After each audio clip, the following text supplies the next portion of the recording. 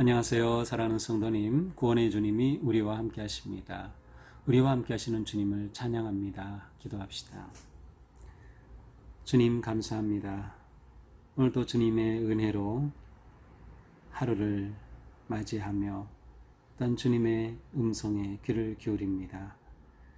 하루하루 살아가는 저희들의 삶이 주님의 말씀으로 힘을 얻고 지혜를 얻고 마땅히 나아가야 할 믿음의 길, 생명의 길을 걸어갈 수 있도록 오늘도 저희들을 인도하여 주시옵소서. 말씀을 잘 깨닫게 하시고 말씀을 믿음으로 받아 순종할 수 있도록 인도하여 주시옵소서. 예수님 이름으로 기도합니다. 아멘. 오늘 말씀은 레위기 26장 1절에서 13절까지입니다. 너희는 자기를 위하여 우상을 만들지 말지니 조각한 것이나 주상을 세우지 말며 너희 땅에 조각한 석상을 세우고 그에게 경배하지 말라. 나는 너희의 하나님 여호와이니라. 너희는 내 안식일을 지키며 내 성소를 경외하라. 나는 여호와이니라. 너희가 내 규례와 계명을 준행하면 내가 너희에게 철따라 비를 주리니 땅은 그 산물을 내고 밭의 나무는 열매를 맺으리라. 너희의 타작은 포도 딸 때까지 미치며 너희의 포도 따는 것은 파종할 때까지 미치리니 너희가 음식을 배불리 먹고 너희의 땅에 안전하게 거주하리라. 내가 그 땅에 평화를 줄 것인즉 너희가 누울 때 너희를 두렵게 할 자가 없을 것이며 내가 사나운 짐승을 그 땅에서 제할 것이요 칼이 너희 땅에 두루 행하지 아니할 것이며 너희의 원수들을 쫓으리니 그들이 너희 앞에서 칼에 엎드러질 것이라. 또 너희 다섯이 백을 쫓고 너희 백이 만을 쫓으리니 너희 대적들이 너희 앞에서 칼에 엎드러질 것이며 내가 너희를 돌보아 너희를 번성하게 하고 너희를 창대하게 할 것이며 내가 너희와 함께 한데 언약을 이행하리라. 너희는 오래 두었던 묵은 곡식을 먹다가 새 곡식으로 말미암아 묵은 곡식을 치우게 될 것이며 내가 내 성막을 너희 중에 세우리니 내 마음이 너희를 싫어하지 아니할 것이며 나는 너희 중에 행하여 너희의 하나님이 되고 너희는 내 백성이 될 것이니라. 나는 너희를 애굽 땅에서 인도해내어 그들에게 종된 것을 면하게 한 너희 하나님 여호와이니라. 내가 너희의 멍에의 빗장을 부수고 너희를 바로 서서 걷게 하였느니라. 아멘. 자, 레위기 26장은 레위기 전체의 이제 마지막 결론, 마무리에 해당이 됩니다. 물론 이제 마지막 27장까지 있습니다. 하지만 26장은 그 내용으로 볼 때 전체를 잘 마무리해주는 그러한 내용으로 되어 있는데요.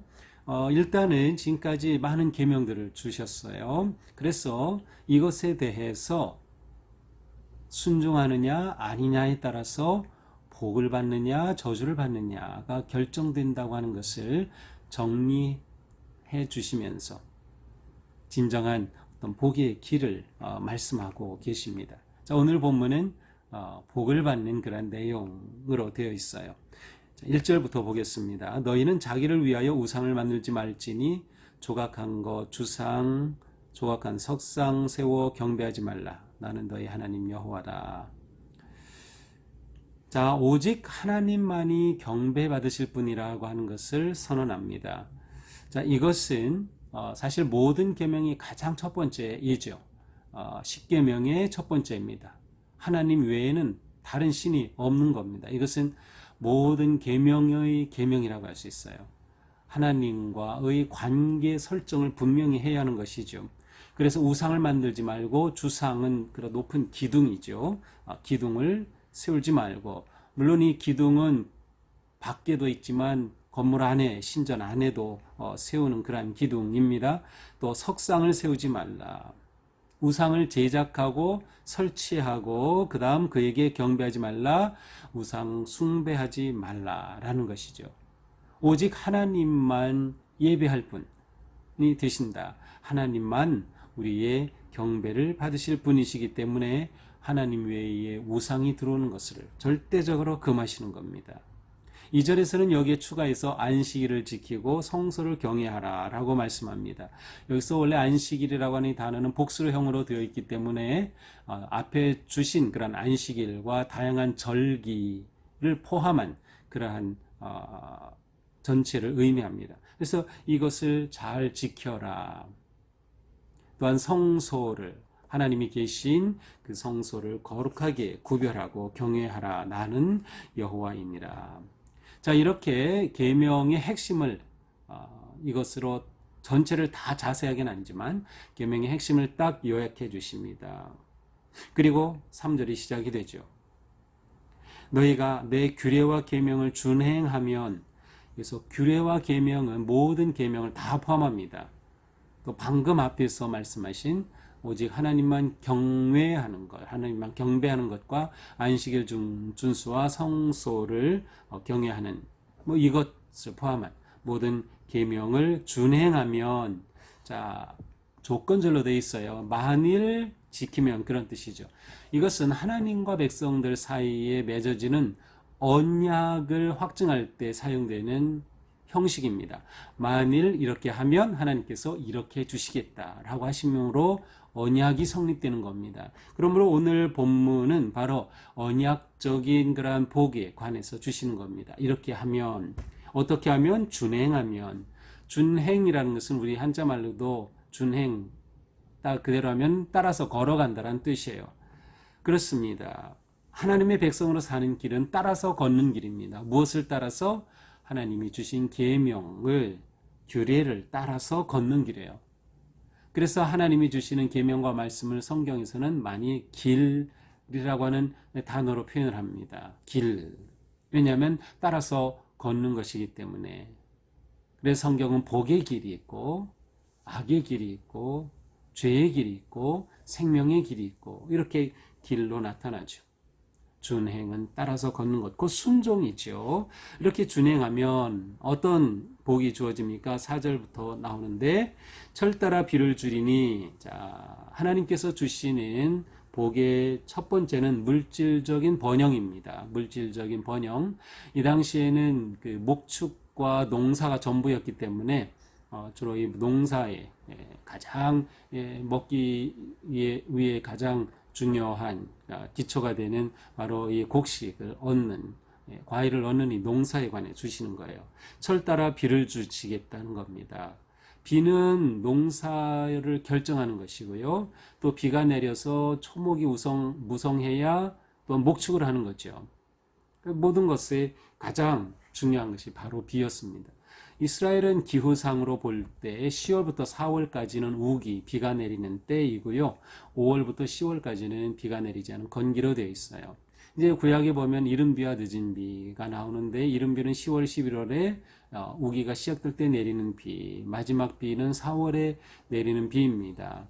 이 비가 제때에 적당하게 내려야 농사가 잘 되는 거예요. 그래서 하나님께서는 철 따라 비를 주시겠다. 때를 따라 적당하게 바른 좋은 그런 비를 주셔서 어떻게 돼요? 산물이 많은 열매를 맺게 되는 거죠.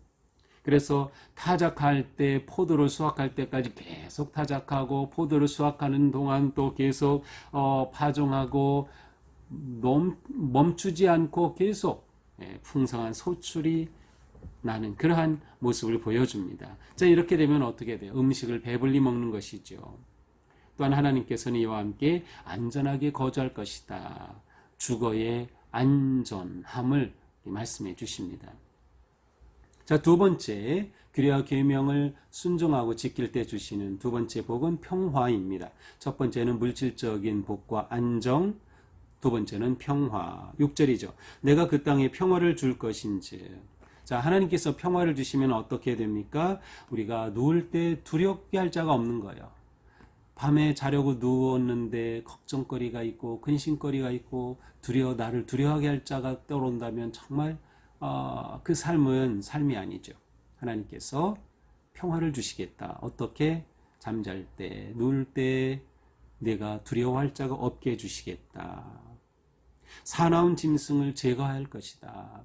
그들을 괴롭히고 위협하고 공격하는 사나운 짐승을 제거하여 버릴 것이다.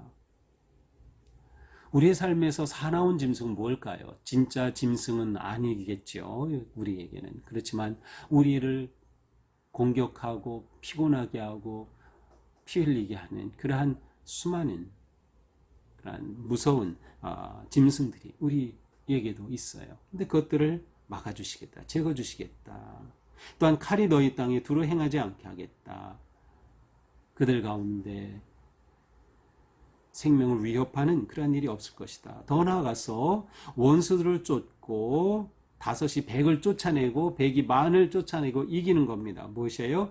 전쟁에서 승리하는 기쁨이죠.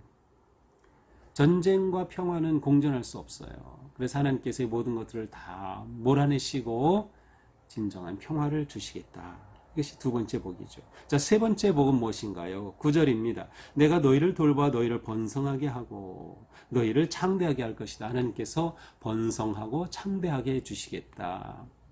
자, 이것은 첫 번째 복과도 연결이 됩니다. 그래서 물질적인 번영과도 연결이 되지만 여기서 번성과 창대함은 또한 자손의 번성과 창대함을 의미합니다. 그래서 하나님께서 이렇게 번영의 복을 주시겠다라는 것이죠. 내가 너희를 돌보아서, 여기서 너희를 돌본다라는 것은 내가 내 얼굴을 너희로 향하여서 이런 뜻이에요. 내가 너희를 향하여 내 얼굴을 들겠다. 이 민수기 6장 24절 이하에 보면 그 아론의 축복이 있어요. 제사장의 축복이라고도 하죠. 제가 주일 예배 때 축도할 때 종종 하는 그러한 축도 형식입니다. 주께서 여러분에게 복을 주시고 여러분을 지켜주시며 주께서 여러분을 밝은 얼굴로 대하시고 여러분에게 은혜를 베푸시며 바로 여기에 주님께서 얼굴을 대하신다. 여러분에게 얼굴을 향하여 두사 바로 이것이 너희를 돌보아 라는 이 단어의 원래 뜻이에요. 그러나 하나님께서 얼굴을 우리를 향하여 드신다. 그것보다 복된 일은 없는 것이죠. 그렇게 하여 번성케 해주시겠다. 이렇게 번영하게 되면 묵은 곡식 다 갈아치우고 새 곡식이 풍성하게 넘치게 될 것이며 내가 내 성막을 너희 중에 세우리니 하나님의 거처를 너희 중에 세운다. 무슨 뜻이에요? 하나님이 그들과 함께 해주시겠다는 거예요. 하나님이 그들과 함께 해주시고 그러면 다 끝난 거죠. 더 이상 바랄 게 무엇일까요? 하나님이 그들과 함께 해주시겠다. 그러면서 12절 성경에 나오는 아주 중요한 문구죠. 나는 너희 중에 행하여 너희의 하나님이 되고 너희는 나의 백성이 될 것이라. 나는 너희의 하나님이 되고 너희는 내 백성이 될 것이라. 바로 언약의 핵심 문구입니다. 하나님과 하나님의 백성 간의 언약의 핵심이 뭐예요? 하나님은 나는 너희 하나님 되고 너희는 내 백성이 되는 것. 이것이 언약의 핵심입니다. 하나님의 온전한 백성이 되려면 무엇을 오늘 말씀을 통해서는 하나님이 주신 계명을 잘 준행하는 겁니다. 그렇게 될 때 하나님이 너희의 하나님, 우리의 하나님이 되어 주셔서 이처럼 놀라운 은혜와 복을 베풀어 주신다는 거죠. 13절은 이 하나님이 정말 누구이신가를 다시금 확증해 주십니다. 너희를 애굽 땅에서 인도하여 낸 나 너희 하나님 여호와다. 내가 너희를 애굽 땅에서 인도한 것 이것만 봐도 내가 너희를 얼마나 사랑하는지 그리고 너희와 함께 하려고 하는지 너희는 알지. 그러니 나와 맺은 이 언약 너희가 잘 지켜야 된다. 너희는 언약 백성이다 라고 하는 것이죠. 이것이 하나님의 계명과 규례, 그 레위기를 통해서 주신 모든 말씀들을 준행할 때 약속해 주신 복입니다.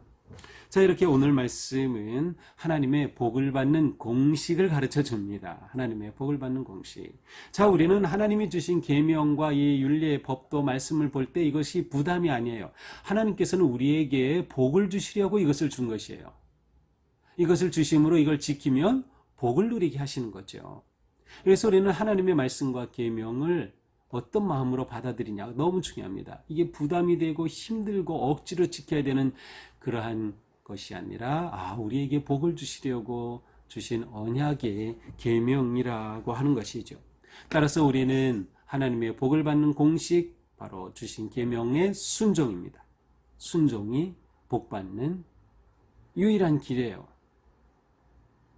이 순종 안에 무엇이 포함되니까 첫째는 하나님만 예배하고 경배하는 것이죠. 우상을 두지 않는 것이에요. 우리의 믿음의 삶 속에서 하나님만 경배하는가? 아니면 내 삶에 계속해서 다른 우상이 들어오고 있는가?